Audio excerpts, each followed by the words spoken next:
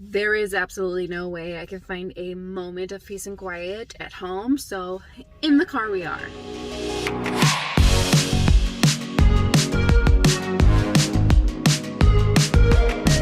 Hello everybody, it's April again, and today we're going to do the New Year Booktuber Tag. I saw Jesson from Jesson Reads Romance do this tag or create this tag, and I really loved the questions in it, so I figured I would do it as well. I just saw Sam from Sam Reads a Little and Crystal for Crystal's Bookish Life do this tag, so I don't know.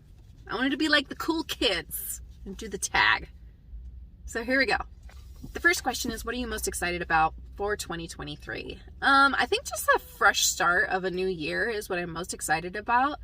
I just love new beginnings.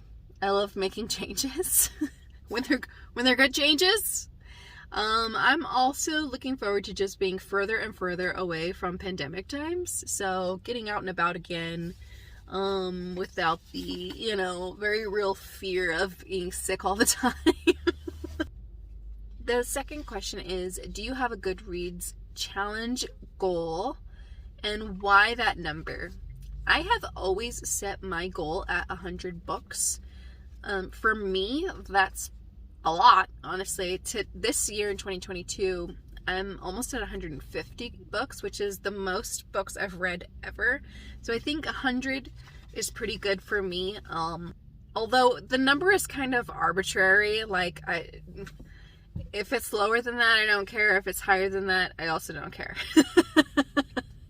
It's just like a number you throw out there and be like, maybe I could do that. Next is list 3 5-star predictions. My 3 5-star predictions are Hellbent by Leigh Bardugo. I'm really looking forward to that, and I think it will be amazing. Knockout by Sarah McLean. How can I not predict that her books are going to be 5 stars? And I just saw that Bridge Kingdom book number 4 may be out next year. That will for sure be a 5-star read. Question number 4 is, what genre, subgenre, or trope do you want to read more of next year?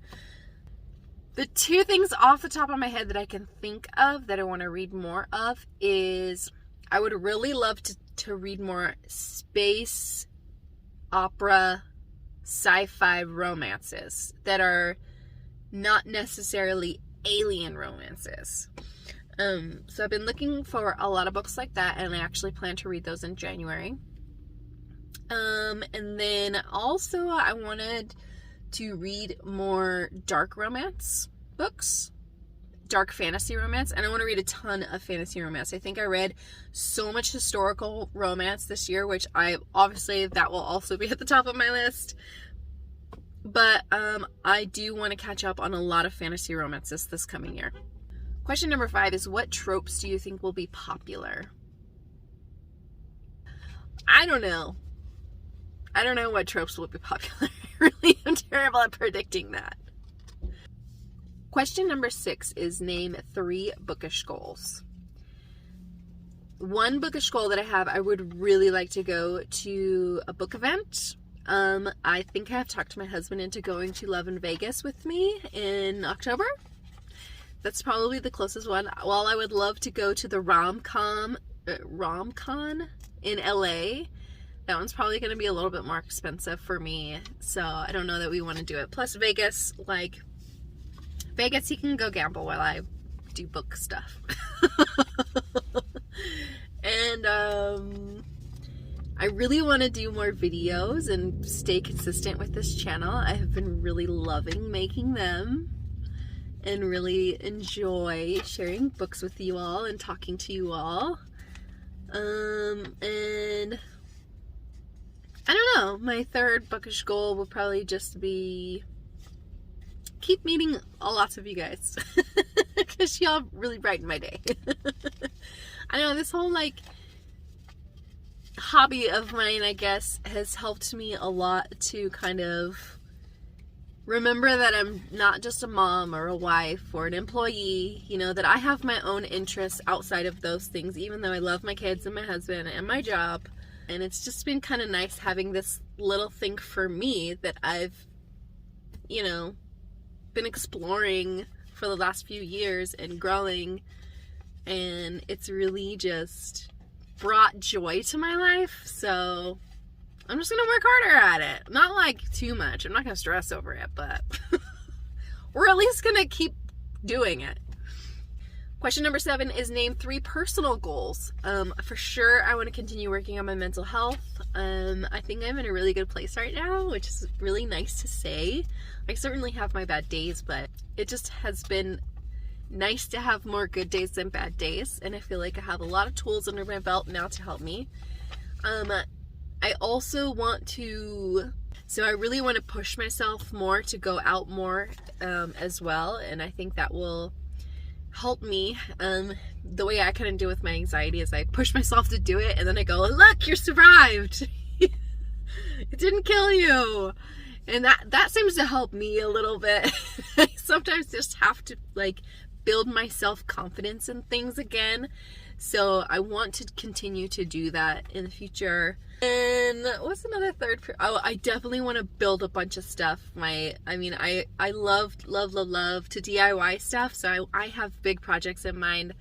I know this kind of feels like 3 goals in one, but I want to upgrade my bookshelves in my living room. I have big plans for that. I want to build a garden in the backyard. We have been loving gardening.